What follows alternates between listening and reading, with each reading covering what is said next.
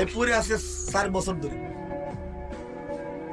কি ব্যাপার, আপনি ছোট একটা চুরির মামলা, আপনার সর্বোচ্চ রায় হলে 4 মাসের জেল হতো, 4 বছর হয়ে গেছে, বেরোন না কেন?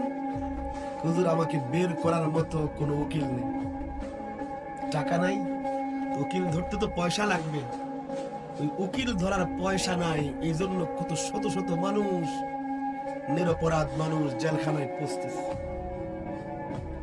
এক ভাইয়ের সাথে দেখা, ওর বাড়ি হচ্ছে কোথায় যেন ওইদিকে উত্তরবঙ্গে, বেচারা হেফখানায় পড়ে, জেলখানার হেফখানা, প্রায় 21 পারা হেফজ হয়ে গেছে।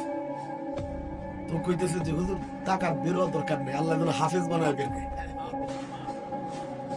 সুবহানাল্লাহ, আমি তো দোয়া করি কোন আমার দুশ্মনকেও যেন আল্লাহ জেলখানায় না আনে, দুশ্মনকেও যেন জেলখানায় না আনে।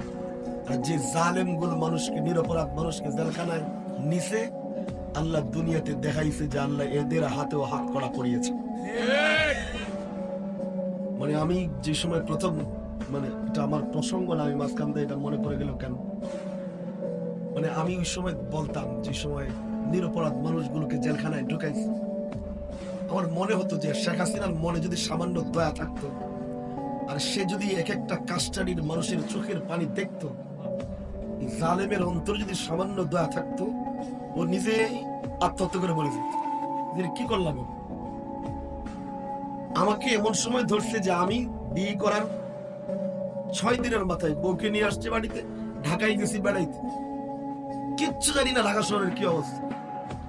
বিয়ে করার পরে কি কোন নতুন জামাই কি দুনিয়ার খবর রাখেনি, এত একজনের খবর রাখতে রাখতে সে আমাকে গ্রেফতার করেছে মালিবাগ রেলগেট থেকে। মামলা দিছে হচ্ছে আবুল হোটেলের সামনে 3টার সময়, শিবিরের মিছিলে পুলিশে পিটাইছে, পুলিশের গাড়ি ভাঙছে। সেই মামলায় আমি মালিবাগ রেলগেটে যাই নাই, ওইদিকে মামলা দিছে বিকাল 5টার সময় দইরা, যে আমি 3টার সময় 2টার সময় পুলিশ পিটাইছি, গাড়ি ভাঙছি। মানুষ মিথ্যা বললেও তো একটা কোয়ালিটি থাকে। আরেক বেচারা আমার সাথে, মালিবাগের ফারেক মাওলানা, এই বেচারা ঢাকার মান্নার আলানাফা ইসলামী ব্যাংকের তখন সেকেন্ড ইনচার্জ ছিল। 5টা পর্যন্ত তার অফিস রেকর্ড আছে যে অফিস করছে। সে অফিস থেকে 5টার পরে আসছে বাসায় মালিবাগে রামপুরায়, তার নিচে একটা মাদ্রাসা আছে, মাদ্রাসার উপরে তার বাসা, এটা হচ্ছে তার অপরাধ। রাতের 11টার সময় রামপুরা থানার পুলিশ রেড দিয়ে লোকটাকে ঘুম থেকে উঠায়া মামলা দিছে, 3টার সময় পুলিশ মারছে। হাসেন, পুলিশটা যে যাত্রাবাড়িতে উল্টা ল্যাংটা করে, উল্টা পিটায় ল্যাংটা করে মারছে, মনে করছেন এমনি? এদের নিজেদের দোষে, এদের দোষে।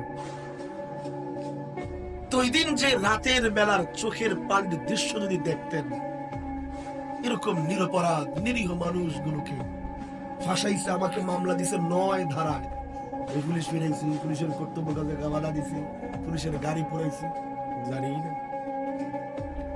এরকম নিরপরাধ মানুষকে, হাজারো মানুষকে, কত মানুষকে যেভাবে এই জালেম সরকার মানুষকে নির্যাতন করছে। দেখেন, জালেম জুলুম যদি কোনো কাফেরের উপরেও করা হয়, আবু দাউদের এক রিওয়ায়াতে আসছে, আল্লাহর নবী বলেন, তুমি যদি কোনো কাফেরের উপরে জুলুম করো, সে কাফের, আল্লাহ মানে না, কিন্তু যদি সে মজলুম হয়, হাসরের ময়দানে আমি নবী ওই মজলুমের পক্ষে, তুমি মুসলমান হলেও তুমি জালেমের পক্ষে আল্লাহর কাছে মুকদ্দমা দায়ের করো।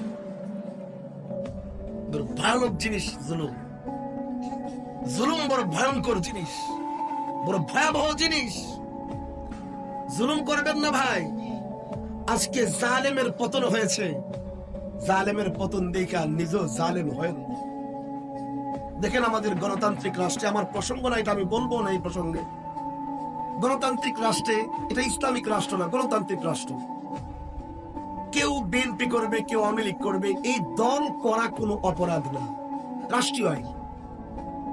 যে সমস্ত জালেমরা আওয়ামী লীগ করতো না, এই জন্য মানুষগুলোকে নির্যাতন করেছেন, জুলুম করেছেন, আল্লাহ তাআলা দুনিয়াতে আপনাদেরকে লাঞ্ছিতের জীবনের মাধ্যমে দেখায় দিচ্ছেন সুপার পাওয়ার শেখ হাসিনা নয়, ফেরাউন নয়, সুপার পাওয়ার একমাত্র আল্লাহ। সুপার পাওয়ার কি? আল্লাহ।